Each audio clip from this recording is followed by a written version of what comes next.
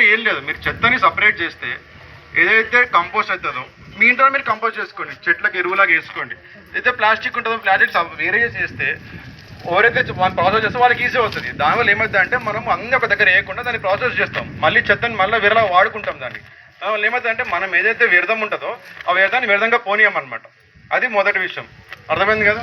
చేస్తారు కదా, చెత్త సపరేట్ వేరు చేస్తారు కదా. మీకు ఇంతకుముందు 2 డస్ట్బిన్లు ఇచ్చారా? ఖచ్చితంగా ఇది చేయండి, మీకోసం కాకపోయినా పిల్లల కోసమైనా చేయండి. అర్థమైందా?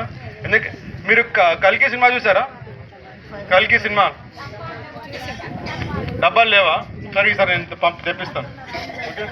ఇంకొకటి రెండో విషయం మేడం చెప్పారు, ఏంటిది తెప్పిస్తున్నాం. ఓకే, కావాలి క్లీన్ ఉన్నాయో లేకపోతే మురికాయలు అనేది క్లీన్ చేయాలో మీ వార్డ్ ఆఫీసర్ గారికి చెప్పండి. ఎవరు వార్డ్ ఆఫీసర్ ఇక్కడ? డేవిడ్ గారు మీరే కదా? వార్డ్ ఆరికి చెప్పండి, ఆరికి మొత్తం లిస్ట్ చేయండి మీకు ఏమేమి సమస్యలు ఉన్నాయి వార్డుకి. నేను వచ్చి పోయాను, మీకు వచ్చా తెలియదా కానీ నేను వచ్చి పోయాను, మళ్ళీ త్వరలోనే వస్తాను, 1-10 రోజుల్లో మళ్ళీ వస్తాను. మీకు ఏమేమి సమస్యలు నాకు చెప్పండి, నేను తీసుకొస్తాను. నేను మొత్తం అంతా సరి చేయించే బాధ్యత నాది.